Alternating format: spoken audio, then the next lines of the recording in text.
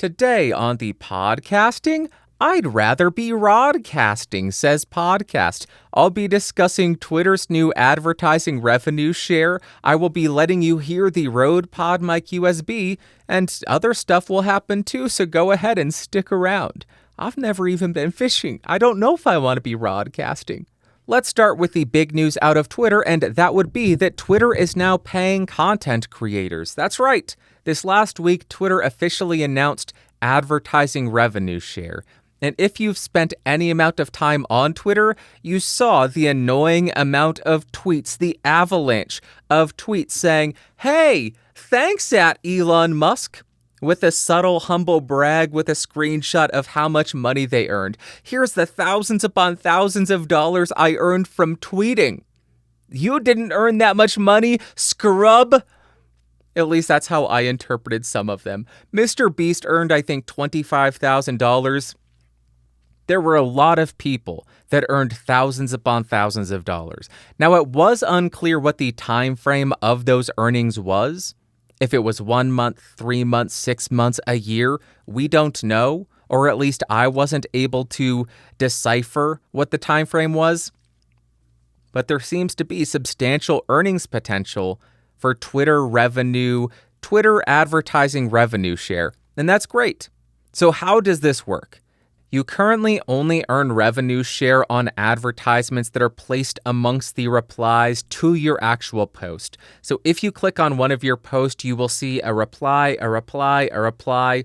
Hey, there's a cute little advertisement. Another reply, then 3 more ads, then a reply advertisement. You will earn revenue share on those. But if there was an advertisement in the general Twitter timeline, my understanding is you don't earn a single dime. As far as who currently has access to this, it seems as though it is invite only. So unless you're already a part of it, I don't see any way to join at this point. But what are the criteria that will be required when they open up the application process? As it stands, you need to be signed up for Twitter Blue, so you need to be paying Elon Musk. You need to be paying Twitter $10 a month, I think it is. You need to have 5 million impressions per month for the last 3 months, and you need to pass some kind of human review, whatever that is. They need to determine that you're a human and not a robot. They also need to learn your weaknesses so they can destroy you more effectively and efficiently and take over the world. Tinfoil hat is now off. As far as the impressions requirement, I don't know if that is just you need to have 3 months of 5 million impressions per month and then you gain access forever, or if every single month, the prior 3 months, you need to have 5 million impressions. 2 very different requirements. 5 million per month to gain access, or 5 million per month for the last 3 months to maintain access. Very different. But what do you need to do to get paid? You need to have a Stripe account, and you need to follow their creator subscription policies. If you want to read what those policies are, I will link them in the episode notes and description because I'm not going to read them to you. That would be as boring as sin. But like most creators, most people on Twitter, as soon as this was announced, I am sure you thought, hey, am I going to get a big fat check from Twitter? Elon Musk, are you going to give me a bunch of money? So I went into the creator studio, the creator analytics, and what did I find? For context, I have about 6,500 followers. I posted 95 times in the last 28 days. That's not actual tweets, that includes replies. The impressions that I had, 47.6 thousand. That means that my impressions would have to increase more than 106 times in order to meet the threshold to get revenue sharing. Not just for 1 month, but for 3 consecutive months. My impressions would need to be 106 times higher than what they currently are. When I saw that, I came to terms with the fact that I will not be seeing a dime from Twitter. There's not a chance in heck that I am getting a dime from revenue sharing. And I am assuming that my profile, my account, my tweeting practices are similar to a lot of people. They're not perpetually on Twitter. They don't care too much about engagement on Twitter. They just post when they have something to share. And that leads to what I thought was a pretty good impression count of 47,000, but apparently that's 100 times worse than what Elon Musk or what the current Twitter CEO wants you to have in order for you to earn money. So I think it's safe to say that the vast majority of us won't see anything from this. It's cool. It's cool. Maybe if you sign up for Twitter Blue, you get pushed a bit more. The algorithm favors you a bit more. Maybe I should try that out. Sign up for Twitter Blue for a few months and see what kind of impressions I get then. Who knows? Because I would need to be on Twitter Blue if I want to get paid anyway, right? Might as well do it. See fewer ads too. I don't know. Let me know if you want me to test that out and I'll report back. I'll sign up for it, whatever, who cares? That's it for the news. Let's talk about what I've been testing. You've been listening to it. This is the Rode Podmic USB. Finally, I am doing it. I have the provided foam windy screeny on it, and I do have processing that I am burning in. I am living dangerously. Look out, wild child. My gain is set at about 50 dB, 51 dB. I don't have the noise gate on, but I have the default compressor settings, the default big bottom settings, and the default aural exciter settings on. You are getting all of the mouth clicky clackies. Enjoy it. I will just be leveling this in post. I will drop it into isotope and level it to minus 16 LUFS. That's what you'll get. So you tell me, what do you think of this? Good? Bad? Okay? Decent? Better than usual? What are your thoughts? What are your opinions? Let me know. Now let's jump to what you had to say. There was a lot of fun feedback because I have a stack of physical media. The first one comes from the stupendous Chumley. He says, fatigued with social media? Sometimes it's more like being atrophied, like The Walking Dead, sucking the life out of ye, drop by drop. Where's your vim and vigor, laddie? It's nay alongside your social media. Chumley, thank you very much for the comment. I think that you're exactly right. It is undeniable. All of these social media sites and apps have algorithms that are designed to keep us on platform longer so that they can show us more ads. That's the design of all of them. Makes perfect sense because that is their revenue model. But that leads to us wasting a whole bunch of our time. Time that could be much more better spent. Much more better? It could be spent in a better way, like learning to speak English. But I think these social media sites expand our focus just a bit too wide. It's difficult enough dealing with all of the negative that surrounds you, your family, your friends, your neighborhood, your community, and your city. But when you are forced or when you are force-fed all of this information of all of the negative that occurs around the entire world, that easily leads to a lingering sense of doom and dread and that the world is worthless and that everything is bad. The world isn't worthless. It is not all doom and gloom. The world isn't the worst it's ever been. The world is pretty damn great. But because of the algorithms, we come to think, oh God, everything is just garbage. Everything is garbage. Humans are the worst. Humans are a plague on the world. Oh my gosh, it's the worst. Nope, wrong.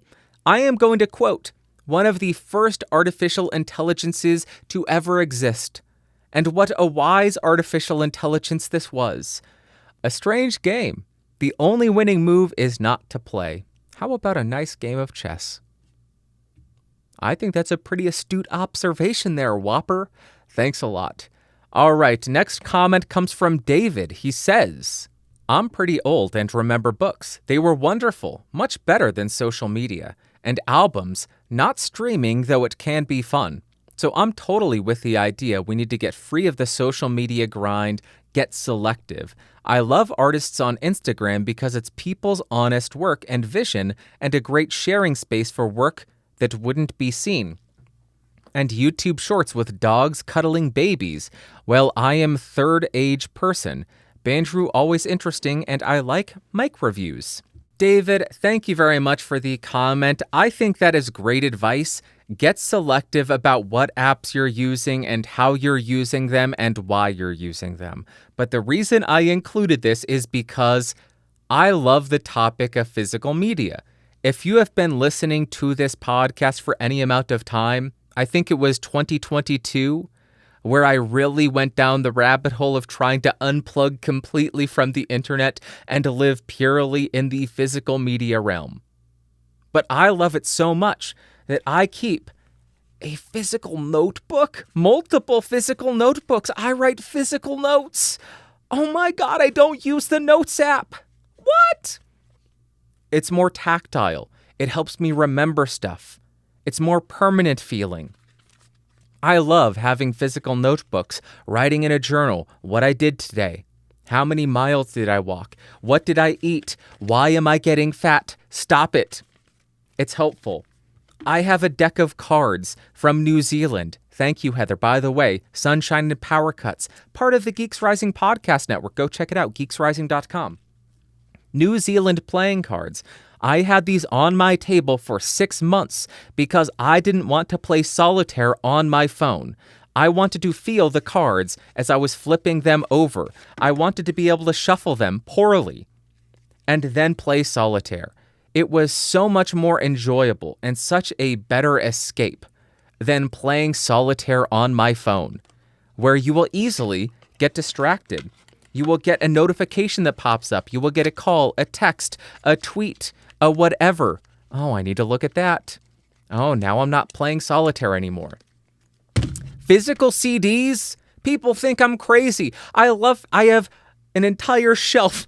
I have hundreds of physical CDs because it is more intentional.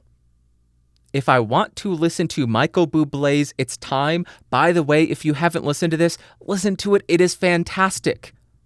I know Michael Bublé is thought of as a chicks artist. Oh, all the girls just swoon over him. He is fantastic. He's like a modern-day Frank Sinatra. It's Time is great. The opening track, Feeling Good, maybe I may like that better than the Muse cover of Feeling Good. It's that good. But it's more intentional. I'm going to put this in. I'm going to listen to it from start to finish. And I'm not going to say, okay, I've heard 2 songs. That's enough. Let's go to a different artist. Let's go do a different album. I enjoy hearing the album in the format, in the structure, in the order that it was designed to be listened to. And yes, I have a Discman. I have a CD player in my stereo set. I also will put these on a DAP, a digital audio player for convenience, but I also really enjoy putting in the physical CD. This is another one that people think I'm crazy for. Physical Blu-rays and DVDs. The amount of times I've been criticized, oh, you know you can pirate that, right? I don't care. I'm not going to pirate it. That's illegal. I buy physical media. Hey, that's good to know. Listen to that. Just picks up all the bumps. Yep. I enjoy this because, again, it is intentional.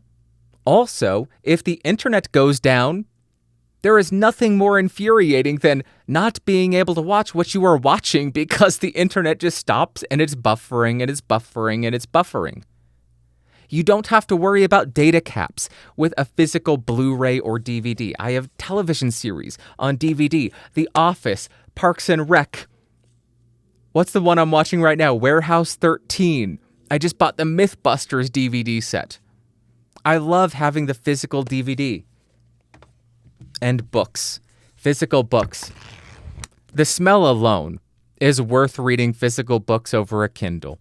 I understand the desire to move away from all of this because despite a short lapse where I did try to get rid of everything and live a kind of minimalist lifestyle, which I do love the idea of, having nothing except for the essentials. Oh, you want to watch a movie or listen to music? You don't need to have a shelf of CDs and DVDs and a super heavy bookshelf. It's all there on your phone. It's all there on your iPad or your Kindle or your iPod. That's super convenient. Takes up no space. You can be so much less cluttered and live a more minimalist lifestyle. But at the same time, You're not getting that. You're not getting that. Smells amazing. So I reverted back to just collecting too much physical media. And now I dread the idea of moving because there's a lot of crap to move. The thing that I loved about minimalism is coming to the realization that when you have possessions, when you have too many possessions, you don't own the possessions own you. They dictate how you go about your life, what decisions you make, whether or not you're going to move. Oh gosh, moving would be such a headache. I guess I'll just stay where I'm at. They start to own you and dictate how you live your life. But I like the smell of books, so who cares? I'll keep living where I'm living. Thank you very much. That was a great reason for me to get on my soapbox and say, it's healthy to escape the digital realm for a little bit and go touch grass and go kick rocks. I know that's kind of viewed as a negative thing. Oh, go kick rocks. Give it a shot. It's kind of fun. Or maybe I'm just a weirdo. I don't know. Thank you very much. Next comment comes from Cresshead. They say, GeoCities, Myspace, ... And then he has some kind of SpongeBob emoji where he's looking up into the sky laughing, I guess. I didn't realize you could put emoji like that in a YouTube comment, but you can. How dare you leave out Friendster and LiveJournal and Blogspot or Blogger or any other number of influential and developmentally important sites for a teenager around the aughts. How dare you? Did you too not have a LiveJournal where you shared way too much? You shared stuff that you ought not have shared? That should have just stayed buried deep inside and uncovered in therapy if you ever decide to go? Did you not have one of those? What gives? Were you not around back then? GeoCities websites, I love those. I miss them. They were terrible. They were unusable because every single user-generated GeoCities site would be overly customized with a flashy background, animated if you are fancy, so you can't read any of the text on the site. That was the sign of a good GeoCities page, and I kind of miss it. I kind of miss them. And I know there were others as well. There was Yahoo Groups. Oh gosh, I spent way too much time on Yahoo Groups. Well, they weren't called Yahoo Groups. I can't remember what they were called. Yahoo chat rooms, yeah. AIM, of course. AOL in general, of course. That was right around my time. I loved all of it. Spent way too much time on MySpace. And the crazy thing is, MySpace, what was that, 2003, 2004? YouTube came out 2005. YouTube has been around just as long as MySpace, about. A few years younger than MySpace. But YouTube is still one of the most culturally important websites to ever exist. MySpace, not so much. And I used to look at Tom. This is just going off on a complete tangent, but I don't care. I used to look at Tom. If you used MySpace, you know Tom. When he sold it, and I thought, oh gosh, what a loser. He sold it, and he's not doing anything. Now I just look at Tom and think, that guy is a genius. He sold it, he got out. All he does is what he wants to do, what he thinks is fun. What a genius. That guy is the smartest man in Silicon Valley. Get in, get out, get your payday, and do what you love. Tom, MySpace Tom, good for you, man. I am proud of you. Who cares what any of us losers actually thought back in the day? Oh gosh, what's Tom gonna do next? Who cares? Do what you love, man. MySpace Tom's a legend. And the final comment comes from Mark a Lot. He says, I think it depends on how you use them. For me only, Twitter is weather, Instagram, garden and other hobby photos, Discord, like an old BBS. Not interested in anything new unless there is a compelling reason to go there. Threads is mobile only, so a big fat no. Mark, thank you very much for the comment. I think this is an incredibly wise way to approach social media. Understand what you enjoy about each app or site, understand the benefit that it offers you, and understand why you're going to that site, and don't stray from that path.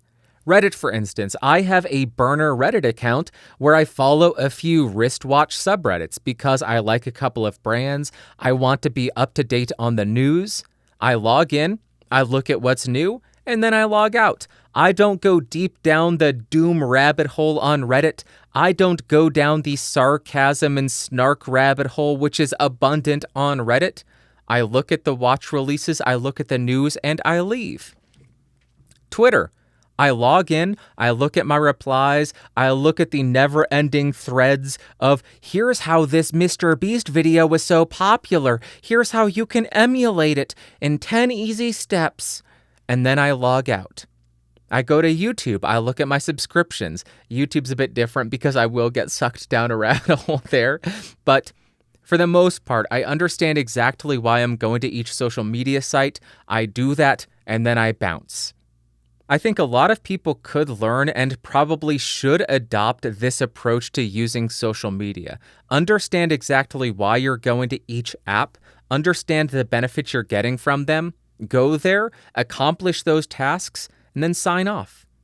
Then go live in the real world, pick up a book, go interact with friends and family, go touch grass, go for a walk, do something creative or productive, write a piece of music, write a poem, for goodness sake.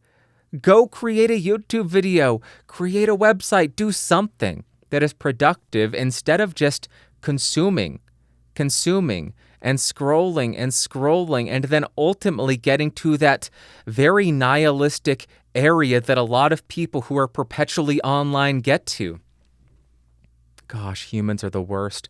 Gosh, the end is nigh. Why do I do anything? Nothing matters. The world's burning. Humans are a plague. Humans shouldn't reproduce anymore.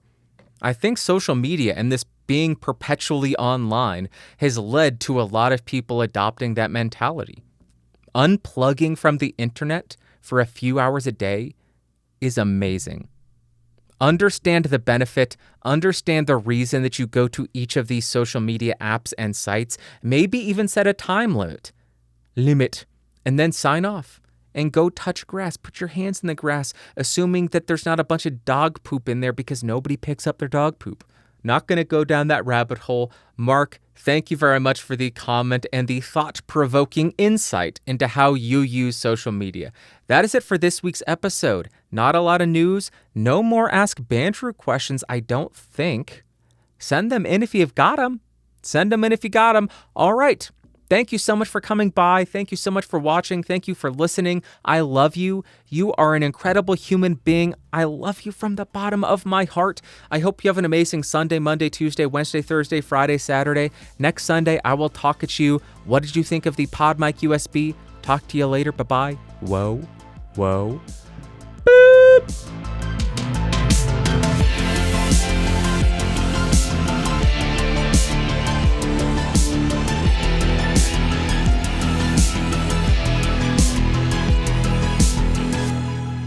This has been a Geeks Rising production. Your executive producer is Bandrew Scott. For more information, head over to www.geeksrising.com.